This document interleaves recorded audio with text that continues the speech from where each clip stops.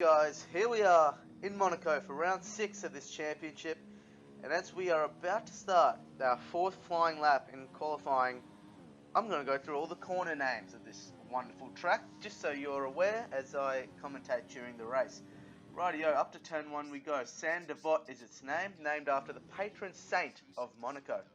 Up we go Beau Rivage, and coming up is Massenet, the left-hander, named after a French composer.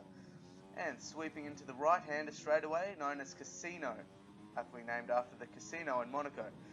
Round we go into Mirabeau, named after a hotel. And speaking of hotels, this hairpin is called the Grand Hotel Hairpin. Right-hander, now this right-hander coming up is known as Portier. Just before we go into the tunnel, obviously this tunnel, very famous part of this track. As we brake hard into the Nouvelle chicane. Nouvelle, actually the word for new, interestingly. And there we go round to back, and coming up to the swimming pool complex, otherwise known as the piscine complex, I think in French. And as we come to the end of this lap, here we go around La Rascasse, the right-hander in this final turn coming up, known as Anthony Nogues, named after the founder of the first ever Monaco GP. And there we go, we put in a 1:17.4 to go pole here in Monaco. And I hope you paid attention to those corner names, as I'll be using those a bit in the commentary during the race. But nonetheless, we're in P1, which is absolutely vital here in Monaco, given track position equals everything. Monaco, the race that every driver wants to win, and today is that chance for one of the current crop of Formula One drivers. I'm sure many of them were dreaming of standing on the podium, receiving the winner's trophy last night, but who will make it a reality today? Once again, Nico Hulkenberg has shown why he's consistently linked with a drive for one of the bigger teams in F1. He starts today's race in pole position, but can he further enhance his reputation and go and take that win? When we spoke to him earlier, he felt that this was a great opportunity to go on and win, but he knows he still has plenty of work to do. Anything can happen in the race, so you have to keep your feet on the ground until you take the checkered flag. Kimi Raikkonen has been outperforming his fellow world champion teammate throughout this weekend, so he'll hope to continue doing so through the race this afternoon. The first person any Formula One driver wants to beat is his teammate, and never has that been truer than at Ferrari, where we've seen a sizzling intra-team rivalry between two ex-world champions. Alrighty, here we go for the race. Apologies in advance for the audio, which has decided to go to shit for some reason. No idea why.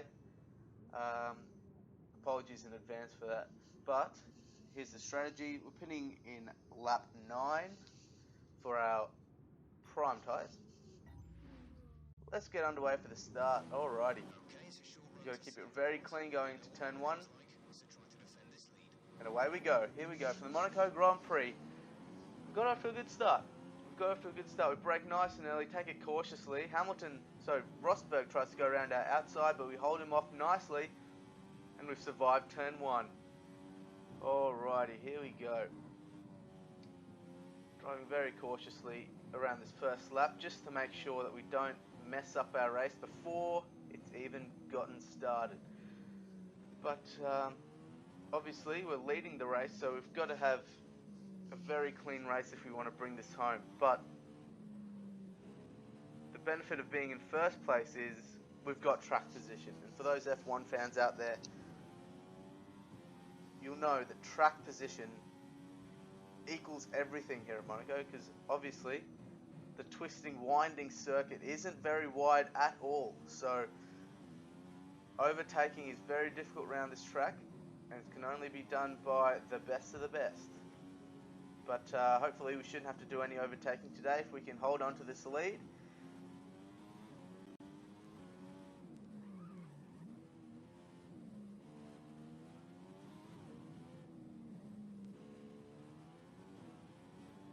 Around Anthony Nogues we go to finish our first lap around this circuit. And as we cut forward to lap 10, nothing really's happened from lap 1.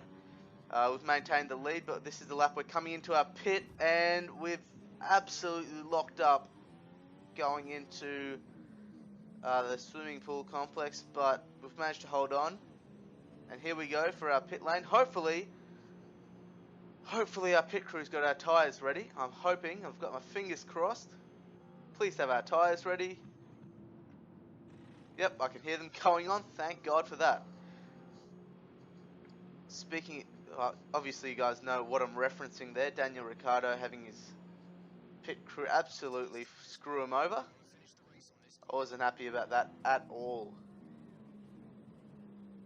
I mean, let's talk about that for a little bit. He's done everything right, has Daniel Ricciardo, in that Grand Prix. Obviously it was a while ago now, but just, I don't know how he would have been feeling at that point, because he'd done everything right. He'd driven his ass off around Monaco, mind you, not one of the easiest tracks on the calendar, and just to have that win taken away from you by your own team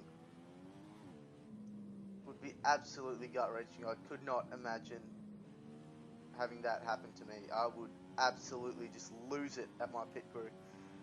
So well done to Daniel Ricciardo for keeping his cool after that horrific incident with his pit crew.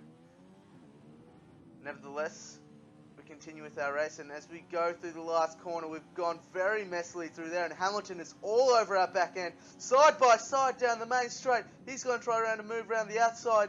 We hold on, give him racing room, but he doesn't take it. Nice clean racing through there. Let's have another look at that. We go wide through there, have a horrible exit, and we go side by side. He's holding around the outside. He edges just in front, but we are the latest of the late breakers. Hold the inside line. Nice clean racing from the both of us there. And that's what you want to see in Formula 1, isn't it? Yeah, that's just about the most interesting thing that's happened to me this race. But we come through that better than Hamilton does. And we hold on to P1 for the time being.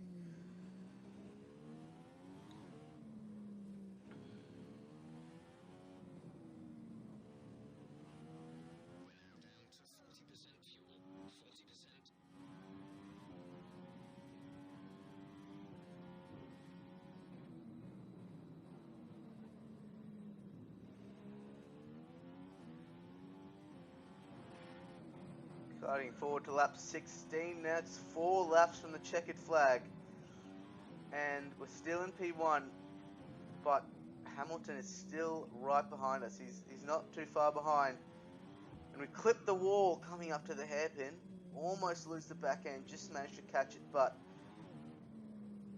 Hamilton has closed the gap that we'd built out. So that's the thing with this Monaco circuit, you can be as far ahead as you like, but one mistake can ruin your race, and luckily that didn't ruin our race, thank God.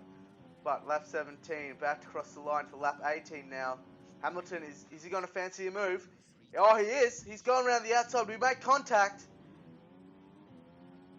And he's actually kind of assisted us going around that corner. We actually made wheel-to-wheel contact there. And that could have ended in absolute tears and been curtains for both of us, but he actually helped us around that corner nicely, and he's conceded P2. But coming to the last lap now, as we go around the swimming pool complex for the last time, we've managed to hold on to the win. We drift around Raskas, and we turn the corner for the last time, and we've done it. We've held on to win the Monaco Grand Prix. Pole to checkered flag. Get in.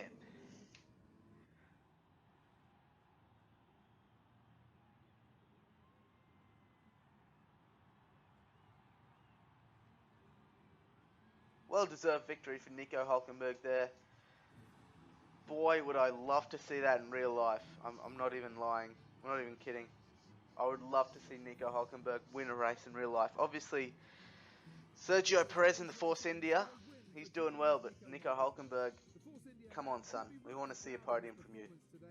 And he well deserves his victory. Indeed, they'll be ecstatic with that result, and they should be. It was a fantastic drive. After all this drama, you'd be mad not to join us for the next race. But anyway, guys, there you have it, the Monaco Grand Prix. Apologies again for that audio through the middle of the video, but I guess the main thing is we had a good race. We led from the very start. I don't think we were in second place at all during that race. So obviously not a lot of action for you guys, and apologies for that, but we managed to hold on. We had a nice clean race for the most part, and we crossed the line, giving us 25 points. And as you can see in the driver standings now, we're 22 points ahead of Nico Rosberg. Force India hold on to their P2 in the Constructors' Championship. If you like that, guys, you know what to do.